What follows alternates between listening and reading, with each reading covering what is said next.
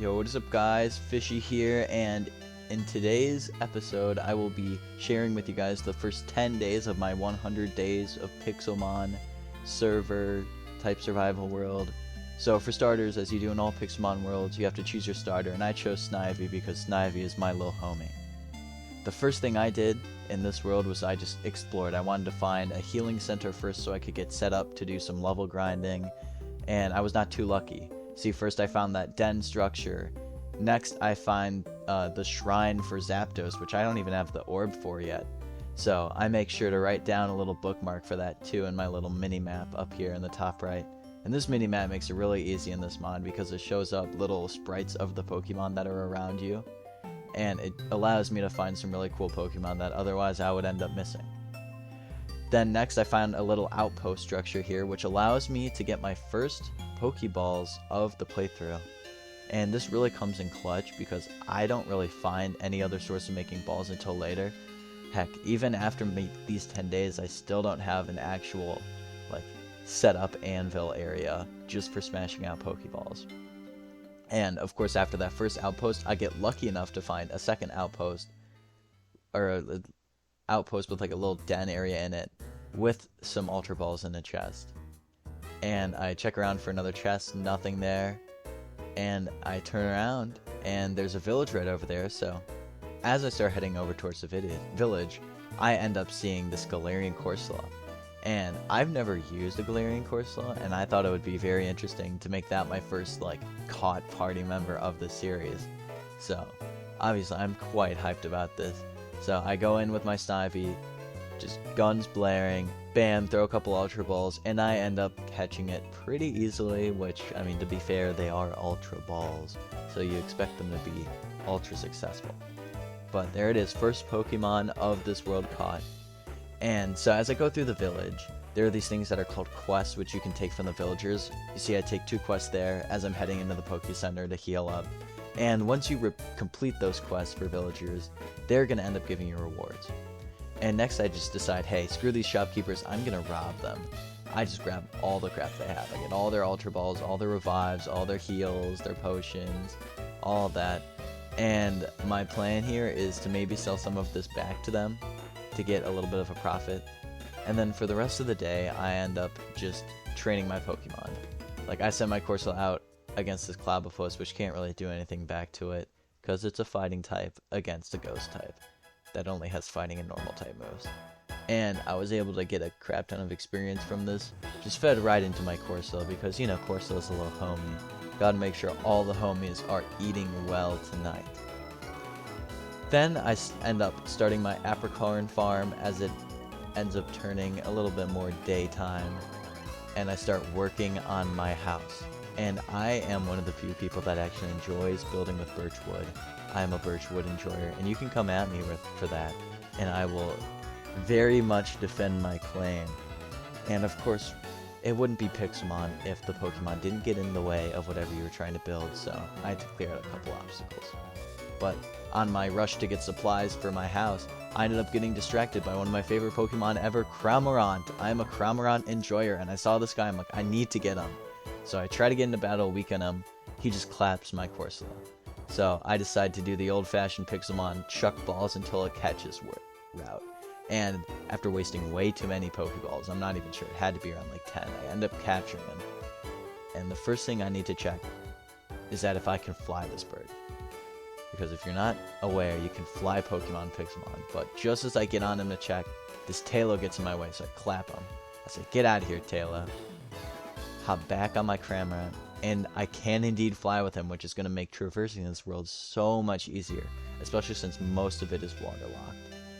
So as I'm flying around in my Cramorant, I end up seeing the sprite for a Tropius pop up on my minimap. And I am actually really surprised, because I am assuming Tropius is pretty rare, and I'm like, I'm just going to catch this Tropius. I already have a grass type, I already have a flying type with my Cramorant, but Tropius could be a little bit of a powerhouse, he's a little bit of a bulker, so I just decided to catch him. I'm like, he's probably a little bit rare, he's a Tropius, you don't see those too often. And then I round out the day by just exploring some more. You see here I get some Poke Loot, get a rare candy, and I end up adding some more apricorns to my apricorn farm. Next, as I'm a little bit confident with my new team members, I decide to take on a couple trainers that are just sitting around. And these guys will give me some more money that I can spend in the shops. And I'm beating this guy up. He pulls out a Squirtle. I'm like, no big deal. And then he whips out his level 17 Blastoise. Definitely not Game Sharked in. Definitely not cheated in either. And he just completely whoops my team. But Mama didn't raise no quitter. So I run back to the village. I heal up and I come back for round 2. I've got a whole strategy up for this man now. Start out with my Tropius. I'm not going to miss any Razor Leafs this time. Take out that Squirtle easy peasy. Blastoise comes in. I get Magical Leaf. I'm like, dude, I'm not missing anymore. You're done. You're done. Claps his Blastoise's cheeks. Sends out his Wailmer. Wailmer gets killed in 2 hits from my Magical Leaf. And I'm just victorious. I'm on top of the world right now with my Tropius. Tropius is clutch. So I keep going around, just killing a couple more trainers, getting some more money, be on my grind set until I see Wailmer, which is one of, if not my favorite Pokemon ever, if you couldn't tell from my profile picture on my channel. I am a very big Wailmer and Wailord stan. I love Wailord so much, and I just chuck balls at this thing. I don't even want to risk killing it. I need to catch it, and after chucking a couple balls at it, I do end up capturing it. I'm super hyped. Next, I just continue smashing through those trainers, hoping to get Snivy some more experience because they're mostly water-type trainers. I'm like, I need to get Snivy to evolve pretty soon. Can't have Tropius be my main carry. And just as I'm messing around with my home and my apricorn farm, a Keldeo spawns in a river biome. So I take off flying, searching for this thing. And unfortunately, after looking around the river biome for quite a bit of time, I do not find this guy, so I'm not sure what river biome he spawned in. Probably not this one, but I checked like 2 or 3, so maybe he ended up despawning because I went too far or something. But unfortunately, I do not find the Keldeo, so I go back to living my sad, legendary-less life until I find this pink Doduo on my travels. And one cool thing about Pixelmon is that they have alternate versions of each Pokemon. Well, not each one. Each one doesn't have an alternate form, but there are alternate forms of specific ones. So for most of the Gen 1 Pokemon, they have a pink form. Like Doduo has a pink form, and it's all based on one episode in the anime where there were Pokemon that ate berries that turned pink. So I found that really cool, so I just decided, hey, I want to catch this pink Doduo. Natural rare it'll be. After catching him, I go a little bit further in the river and I find myself a Sobble. And I'm like, dude, starters are pretty cool. Starters are very hard to come by. And I just decide, hey man, I'm going to be getting this Sobble. And right after catching the Sobble, I see this Phalanx. And Phalanx, along with Cramorant, are 2 of the Gen 8 Pokemon that actually impacted me, that I actually like. And I'm like, I need to catch this guy. I'm a Phalanx enjoyer.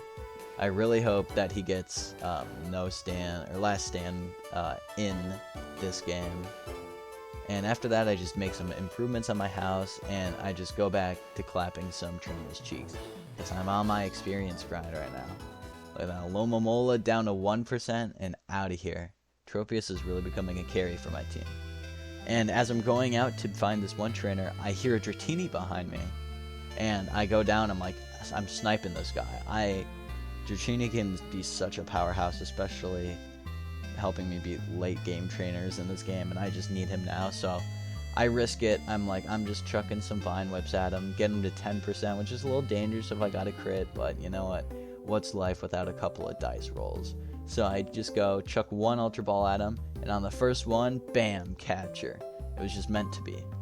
So I take on this guy's definitely not hacked Milotic, and my Snivy ends up evolving from this fight. Huzzah! It's magical. My Snivy has indeed became a Servine. I love Servine. I love Superior. That's why I choose Snivy. Obviously, I wouldn't be choosing something if it wasn't my favorite. And then I head down into the mines. I start mining out some more because I decide that I need to actually get going on this Pokeball production. I can't just keep relying on stealing it from places. And while I go to mine this coal, I end up booting up into an abandoned mine shaft. And a cool thing about the abandoned mine shafts in Pixelmon is that all the chests and stuff have Pixelmon loot in them. So after I mine out all this coal, I'd go exploring through the mine shaft, and I do end up finding some abandoned mine carts, chest mine carts that have some of this Pixelmon loot in them. Like here's one here. Bam, it's got some tumblestone ore in it, and it's got a relic bam, and a moonstone. And I find some more chests in there. A couple of things I end up getting are some water stones. I just go through the rest of this mine it all out, get all the loot that I can from it, make sure that I'm getting my bag's worth. And then after I end up mining all this out, I go back upstairs to the above ground. I keep working on my house, clear out all the invading Pokemon, and I find a pink Bellsprout. And Bellsprout is another one of my favorite Pokemon. I'm a big grass type guy, and Bellsprout he hits the mark for me. So I see this pink one, I'm like, dude, I have to catch it. It's a pink Bellsprout. Who doesn't want a pink Bellsprout? So I end up catching him here on this repeat ball. I'm like, oh, I thought I caught a Bellsprout before, so I just chucked the repeat ball. I'm like, oh crap, I just wasted a repeat ball, but I catch him with it, so no biggie. After that, I just keep exploring. I end up finding this pretty cool tropical beach biome where there's a bunch of bamboo and a nice ravine there. And as I'm exploring, I keep going through. As I land over in this biome here, I find myself a Master Ball loot. And this Master Ball loot contains an EXP share, which is the most game-breaking item. It essentially allows me to give a Pokemon experience even when they're not participating in battle. So, for example, I chuck out my Dratini here to catch a Goomy. If I gave the EXP share to my Servine would be getting experience. So I catch a Goomy, I catch myself a Galarian Slowpoke, I catch myself a Slackoth, and I find myself this orange Bellsprout. And I'm like, dude, what is going on? I didn't even know there were orange forms. So after that, I just go through all my quests. I'm making sure I'm getting all the ones I gotta do done.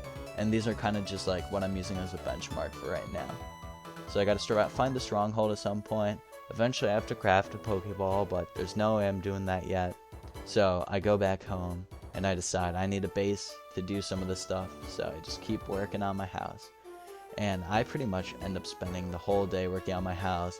I got a bunch of glass panes put in, and I even finish up the flooring right as the next day rolls around.